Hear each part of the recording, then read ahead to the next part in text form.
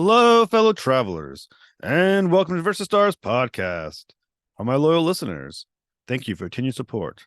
And remember, click that subscribe button, everybody. It's an amazing episode because Steve Foxe boards the mothership.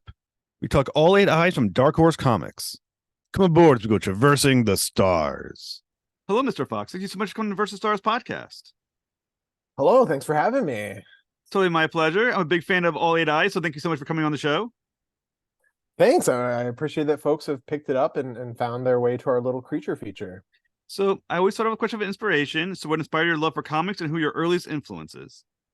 Oh, geez. Well, I'm in my 30s, so it's kind of the perfect age for X-Men, the animated series, Batman, the animated series, but especially action figures and toys. When I was a kid, the pegs were full of Toy Biz, Marvel action figures, and that was kind of my inroad to all these characters that I became obsessed with that I followed into the comics. And I kind of just never stopped. In my early preteens, Grant Morrison took over New X-Men, and I followed them back to all sorts of Vertigo books, so that my horizons just expanded from there. So the important question, do you still have those old action figures? I do. My Yes. parents very much wish I did not, because they're in their basement, not in my house. But yes, all those action figures are still hanging out with the cobwebs and dust downstairs. That's great. I have a curio cabinets where I put my figures in, much to my wife's pleasure. They're in the front room in a curio cabinets. And to point out my level of nerdom, no shit. Today I got my Carnage and Punisher Toy Biz figures, vintage figures that I'm now will be adding to my curio cabinet very soon. It did just cause me great psychic harm for you to call them vintage figures. Because hey. I purchased them as a child. Don't get me wrong. I'm 43 years old, so I mean, the Punisher, the original figure I had, I got tossed. So I've been slowly buying back all my figures that I've lost. So I got the Punisher back. The Carnage I never had before, but it's one of those things as an adult I always wanted as a kid. So as an adult, I'm like, now I have the money, I'm going to go find it and grab it. Is that the one with the clip-on, like the axe arm? Oh yeah, and stuff he like has that? the thing on the back. But the one I have, I guess, because I only got it for like $9, doesn't have the pieces with it. All it has is the figure itself, which is a little loose.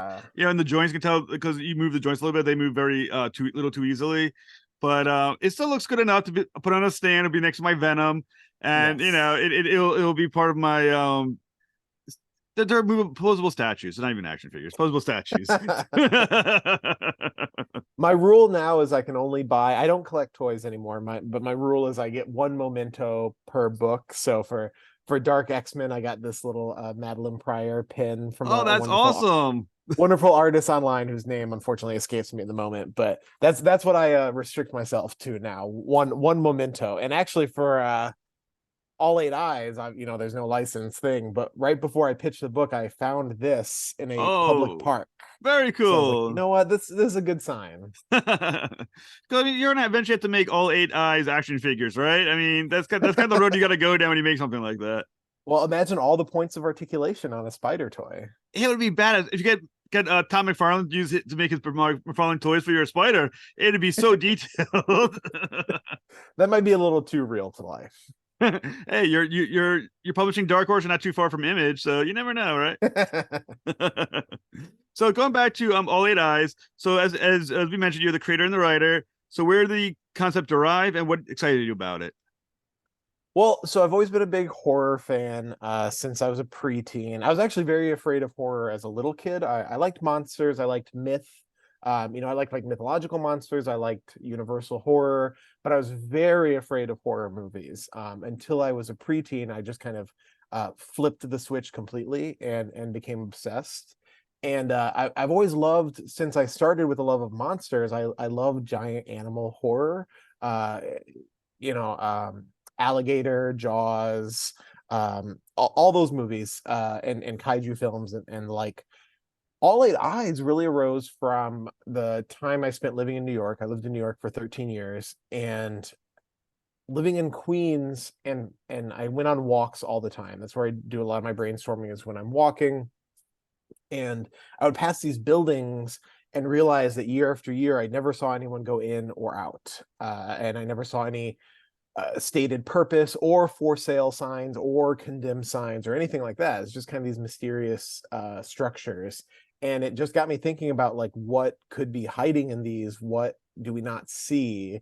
And it was kind of an amalgamation of all sorts of ideas. The very earliest version of All Eight Eyes was actually, I had been asked to pitch on a Goosebumps-like series for kids. So I had this pitch that involved a much more kid-friendly, spider-like person in a house. And I just kind of took that and salvaged it for parts and matured it and made it much gorier. But I just like the idea of vacant spaces. I like the idea of humans not being the top of the food chain and taking the giant animal horror, which in the 70s and 80s is almost always in natural settings, forests, lakes, beaches, the Arctic, and bringing it into an urban environment like Alligator did. Alligator is probably the closest comp, and it's such an underrated giant animal horror movie. Like they do a really great job with the premise of bringing Jaws into the inner city with a giant reptile. So that's kind of the birth of the whole thing, and it first showed up in Razor Blades, which is a horror magazine that James Tynan and I put together. And it was called Diamond Eyes at that point. And I'd reached out to Piotr Kowalski, the artist, just out of the blue, had never spoken to him before, but thought he would just be the perfect person to create this with.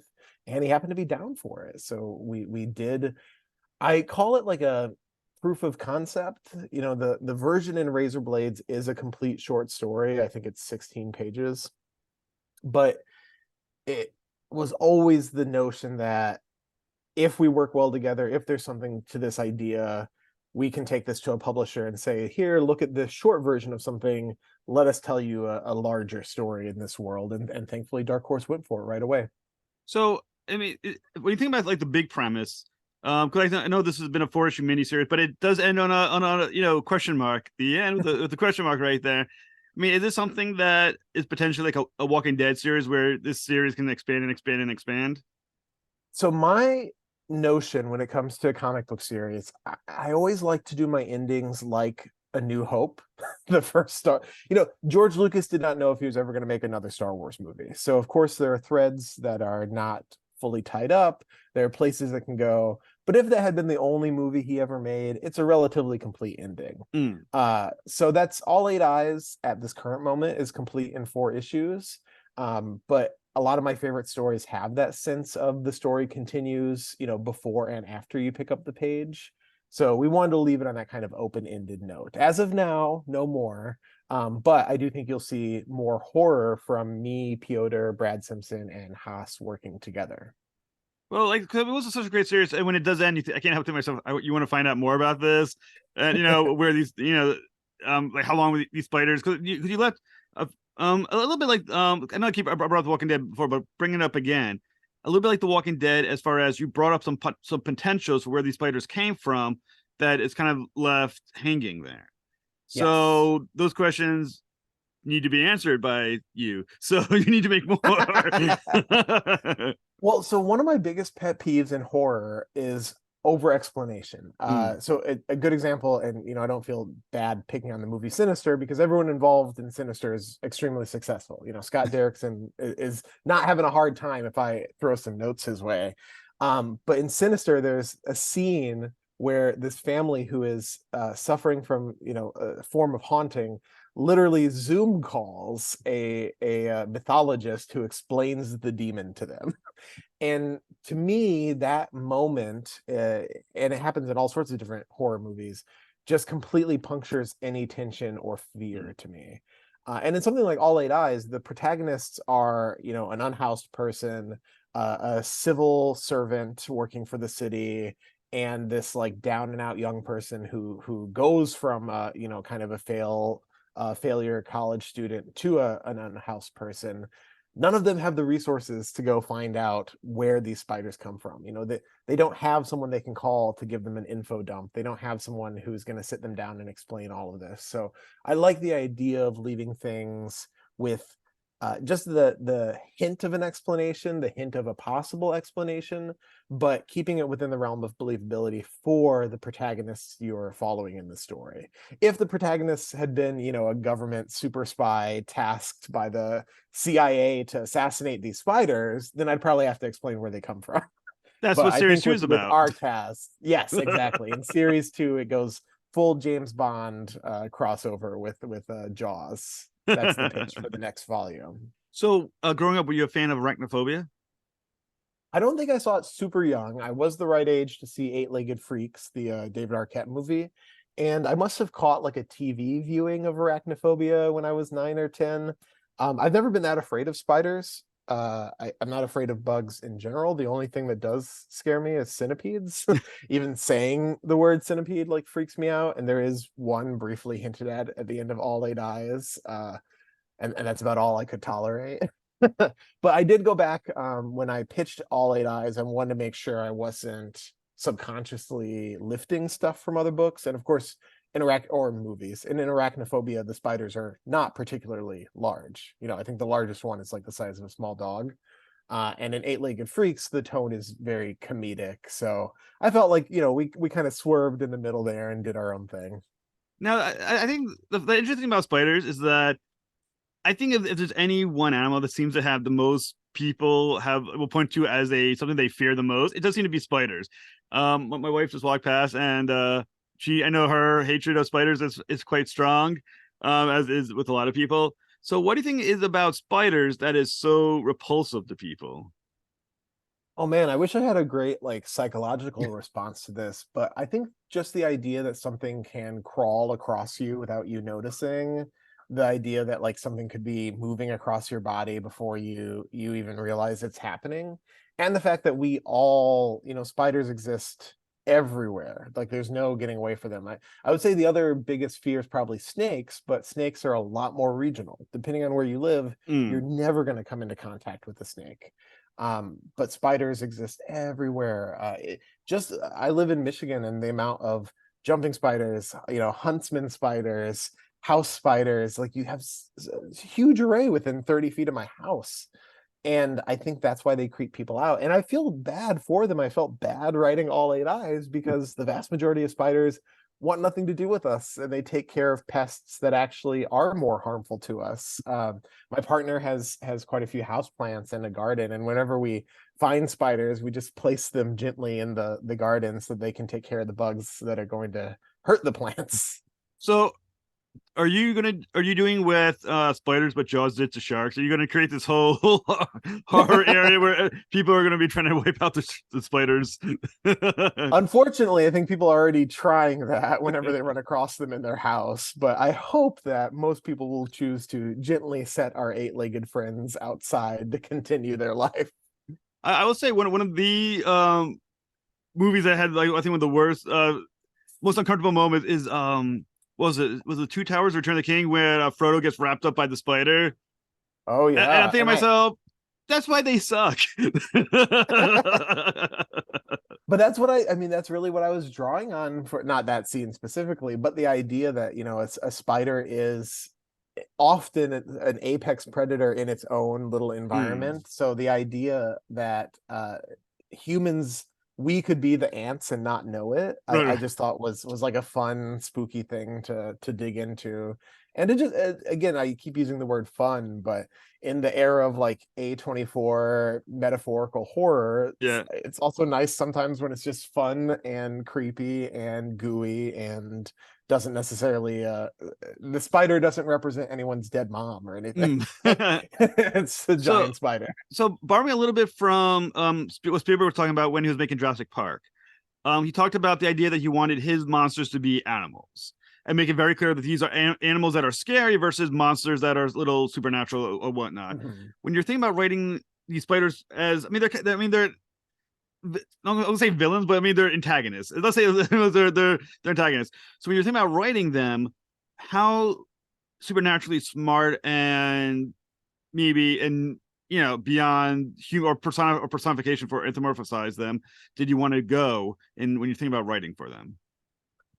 Not at all. I mean, they really are predators. That's what was so scary to me. The idea that a spider would be like thinking and stalking someone is not very scary. The idea that they just see us as a food source, that we're no different than an aphid is to a real life spider, that's what I found more frightening, because it's that kind of carelessness. Like there's no intention behind it. As humans, we like to have this sense of self-importance, like, oh, and we do it all the time. We constantly anthropomorphize everything. Like, oh, that bear is gonna come attack me. Like no, like we look like a deer to them. Like there's no difference in their mind unless we make a difference. So that's the spiders in this book are not thinking. The main spider is not after Reynolds for revenge.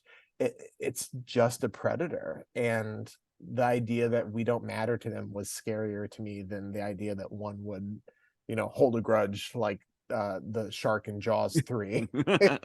Well, in the series, Vinny kind of references Reynolds the spider as the white whale, obviously for Moby Dick. So in Reynolds' mind, does the spider hold a grudge?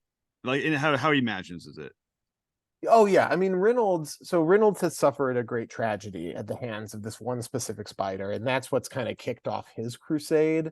But the reason Vinny and Reynolds are the protagonists of the book, and Danny as well, is that they all fall along different parts of the spectrum when it comes to anthropomorphizing these spiders. For Reynolds, it's an extremely personal vendetta.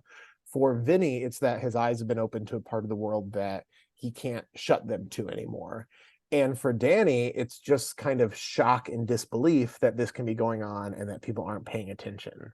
So there's kind of this whole spectrum of reactions to it.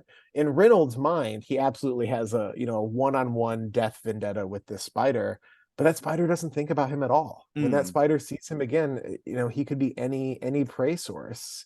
And that to me is kind of like the sad, tragic thing. And evoking Moby Dick, Captain Ahab, not necessarily correct, not necessarily the morally upstanding protagonist with Right. a righteous goal in Melville's book. So that is kind of the tell to the reader that Vinny is going along with this out of support for Reynolds and the larger cause, but that Reynolds's drive is not necessarily the most sustainable for his life. How dangerous is Reynolds to Vinny because of that drive? Oh yeah, I mean he's certainly reckless, and I think that that's part of the emotional arc is Reynolds' relationship to his own humanity. He's been living on his own. He has Possum, of course, his dog, who does not die in the course of the book. I was not going to let the dog get eaten. As it should be. Yes, a guarantee in all Steve Foxe books that the dogs will never suffer. But he's put himself away from humanity, and as much as he may claim to be doing this crusade out of something that's morally just, he's also doing it for his own benefit. If he really wanted to stamp out the menace of these spiders, there are other avenues he could pursue than the shadow war. There are other ways he could try to alert society to what's happening on the fringes. Instead, he's let this personal message and this personal mission really consume him. Vinny, on the other hand, doesn't have that same baggage. He stumbles into the world, and that's one of my favorite I don't want to say tropes, but one of my favorite entryways into anything horrific, which is the happenstance. Like when I cannot stand when someone is like fated to meet the monster, or like fated to solve this or that or what. That's when it becomes fantasy to me. But the idea that you can just be in the wrong place at the wrong time and stumble into something so horrific. It's the difference between Laurie Strode in Halloween and Laurie Strode in the rest of the franchise. To me, it's much scarier if she has no relationship to Michael Myers. When suddenly, she's his sister or whatever, you take away the idea that this is something terrible that can happen to any of us. That's what my favorite horror movie is, Texas Chainsaw Massacre. It's just a group of young people who stop at the wrong place at the absolute wrong time. Now, another character who, in some ways, is the real villain is Mr. Godino. Now, he's racist, greedy politician. all three are bad on some in some way. So I mean, is there something you're saying as well? Is he worse or is the spiders worse as far as how you're viewing things?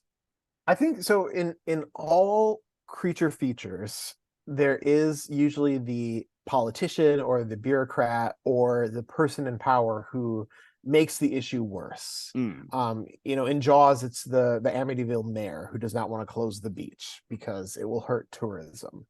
So that's where Godino came from, was the idea that because one of the questions my editor Dan Shaban had was, how is this all going on without people knowing? And so there are hints throughout the series that there are forces keeping it from being known, or forces who just find it inconvenient for it to be known. And that's not something we dive into completely because, like I said earlier, I like the ambiguity, I like the speculation, and also the scope of the series is not infinite. We had 4 issues to tell a complete story.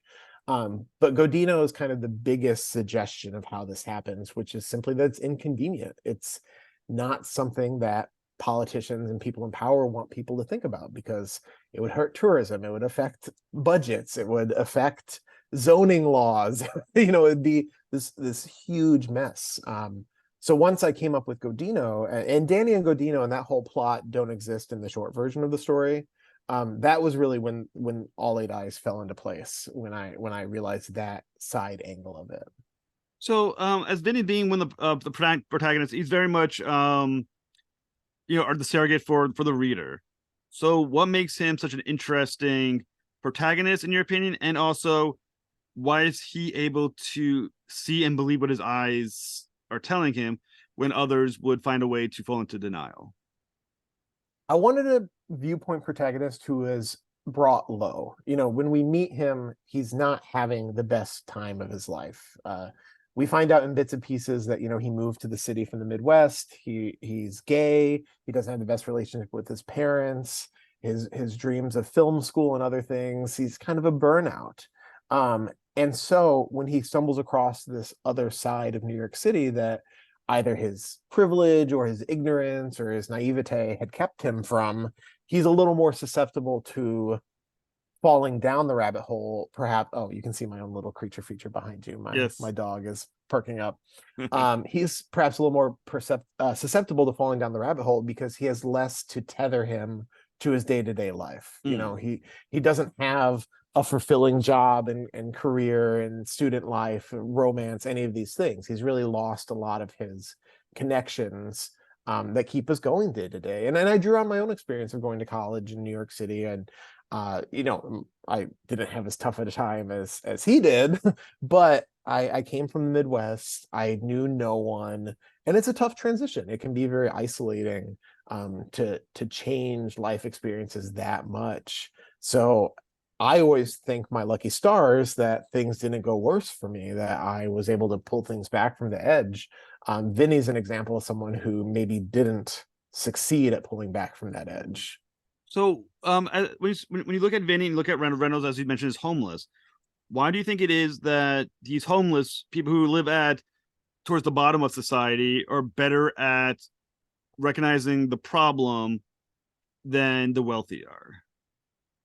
Well, I mean, they literally do not have a shield from it. They're sleeping on the streets. They are the most vulnerable prey to these predators. And yes, there's some metaphor in that. I was trying to be cautious of being too heavy-handed with all of that. But what the kind of undercurrent inspiration of that was a very disturbing story that an old coworker told me. And so I used to work in publishing full time. I was an assistant editor. A lot of the older editors were wealthfully,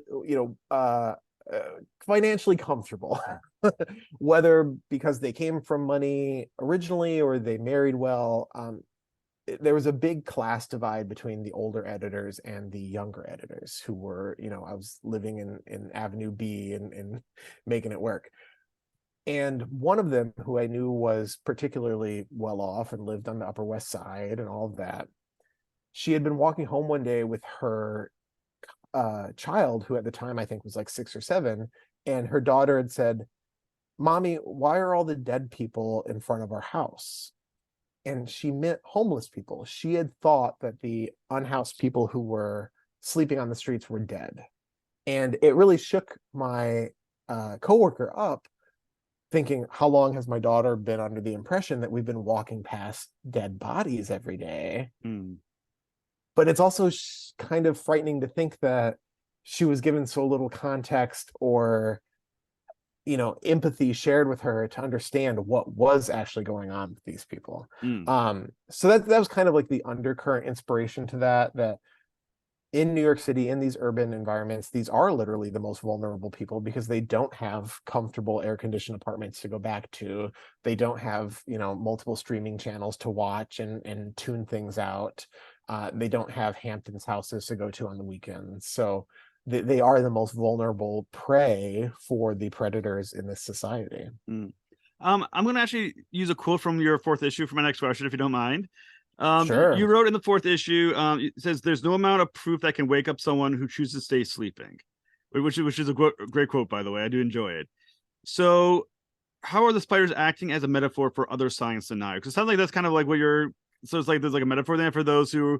I mean, I don't want to just attack the flat Earth people, but let's say go to anyone. There's flat earthers, there's the people, the COVID deniers, and all this other stuff. Anyone who seems to have all this evidence proving something and is like showing you this is the thing, and going, nah, no, that doesn't sound right at all. Yeah, I mean, when I wrote that, I wasn't thinking of, oh, I'm directly commenting on that. I'm trying to wink and nod at the reader, but you're right, it does apply to these other situations, and that's stuff that frustrates me daily. I mean, I've been terrified of climate science for decades now in my life. I'm terrified of things I see every single day on the news. And then you go online and you see people making jokes and laughing and saying, oh, well, it hasn't, the climate's not warm yet. I'm still snowed in. And the willful ignorance is really the most shocking and bone deep, terrifying part, because you can stare, as you say, hard evidence, scientific proof in the face, and you will just have people that for political reasons, for egotistical reasons, will tell you that it is false, that you are lying, that you are scared, that you are a sheep or whatever. And it's frightening because you cannot reconcile that. If you cannot prove something to someone with proof, then where do you go from there? It's a stalemate, but it's a stalemate that's going to cost us all our lives, which is a very hard thing to reckon with. It reminded me of a story. I can't remember how many years ago it was, or it was a senator or congressman, but they were in the floor. I think it was the floor of the Senate. That's the one that's in my head, where the guy was holding up a snowball and said, "How can it be global warming if I'm holding a snowball?" And I was like, I can't remember who it was who said it, or it was a Congress Senate, but I thought to myself, well, that's one of the most like amazingly dumb comments. But damn well people were probably going, see, that proves my point. Yeah, there are millions of people who think that's a sick burn. Like, oh, he got him, and you can't debate with that. You can't persuade from there, and it's just scary to confront those stalemates. So yeah, I mean, I wasn't consciously thinking about that while I wrote that line, but it does apply to that situation. If someone is choosing to stay asleep, you cannot wake them up. Yeah, like I said, I might have been reading really deep into it. I was like, the spiders represent, the threats of denying this stuff and blah, and all this other. I even went when I read the woke part, I was like, wake up someone. I was like, woke versus sleep. Is it a social commentary as well about people who are refusing to identify, recognize people for this or that reason, or wake up to the social changes, everything else? Like, this is so deeply metaphorical. Well, no, I mean, I like when folks read into things. The nice thing to me, usually the best work does not result from someone like baking that in really intentionally. Like, that line is not me talking about global warming, but if that's what you get out of it, that's completely valid. And when you're writing something, when you're creating something, it's not like you turn off certain inspirations. Like, I'm not sitting there thinking, okay, the only thing inspiring me right now is the movie Alligator. Everything that goes on in my daily life is filtering into my work. So someone asked too about, being a gay creator and where I choose to apply that or where I don't. I'm always gay. Like, whether or not that's reflected in the pages of Spider Ham or Dark X-Men or All Eight Eyes, I'm still gay the whole time I'm writing all of it. All of that goes into what you're working on. Well, like I said, you did a great job on weaving that in, because like I said, I was like reading, I went back and read some, it was like look at all that stuff. I was like, it's so layered. It's layered with so many details. I like it better when you can kind of pick apart the layers that you're choosing. I think we're all sick at this point of the horror movie where it's like one metaphor and it's just in your face the entire time, where it's like, this ghost represents parental trauma. You know, if you can walk away knowing that the monster is a metaphor for exactly one thing, I think you've kind of missed some opportunities. But if you walk away thinking, okay, there are different things in play, you know, even the movie Alligator, like I mentioned, it is about cruelty to animals, and it is about environmental uh, carelessness, but it's also about a giant alligator eating people. You know, you got to leave people with levels that they can enjoy in different ways. Well, you know, just because I popped in my head as well, because we're talking about spiders, Starship Troopers, where I think when I first saw it, I think it came out in the 90s, early 2000s. When I first saw it, I thought it was just a silly kind of comedy. Then as I started as an adult, I was like, this is so satirical and everything. I was like, my God, there's so much to it. Starship Troopers is an amazing example too, because I've never read the book, and I know the book is very different, but the Verhoeven movie, it is incredibly unsubtle. Like if you are at least a somewhat considerate adult, you watch it and you see the satire, and yet many people watch it and just come away with, hoorah, get them bugs. And the military fetishism of it, and that goes back to what you're saying about the snowball and about, you know, not being able to wake people up. The fact that you can show people something as, or RoboCop's always a great example. I had read something the other day about how the studio had done a screening of RoboCop for law enforcement, afraid about the reaction, sure that law enforcement was going to be incredibly insulted and upset about the movie, and they loved it and thought RoboCop was cool.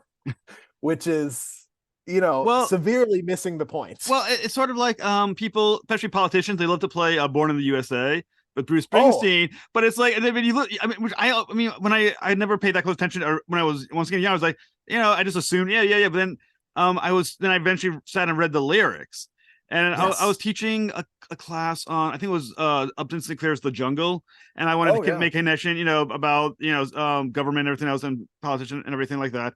And I was reading, you know, Born in the USA. I was like, my God, people have no idea. It's not what you think it is when you're playing that at your rallies. That's almost mocking yourself when you're doing it.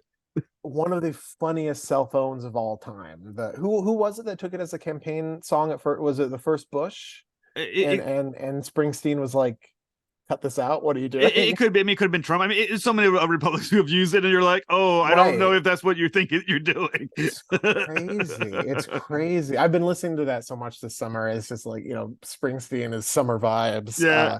But I was telling my partner about that. Like, if you listen to the lyrics even for 10 seconds, like, you get that this is not a proud to be an American song. But like I said, so it is kind of funny how people, when you do think about this stuff, you do see the layers and everything else and the meaning behind that. And like I said, that's one of the reasons I did love All Eight Eyes. I thought you did a great job with it.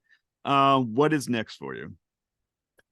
Well, the next thing I have coming down the pipeline that is horror related is Dark X-Men. So I'm doing a 5-issue X-Men series that starts in like 2 weeks. And it is Evil Dead meets the X-Men.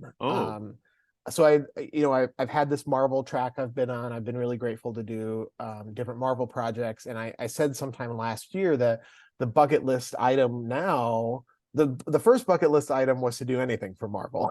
And then when I checked that off, it was to do the X-Men. And then when I checked that off, it was to do something horror related in the Marvel universe.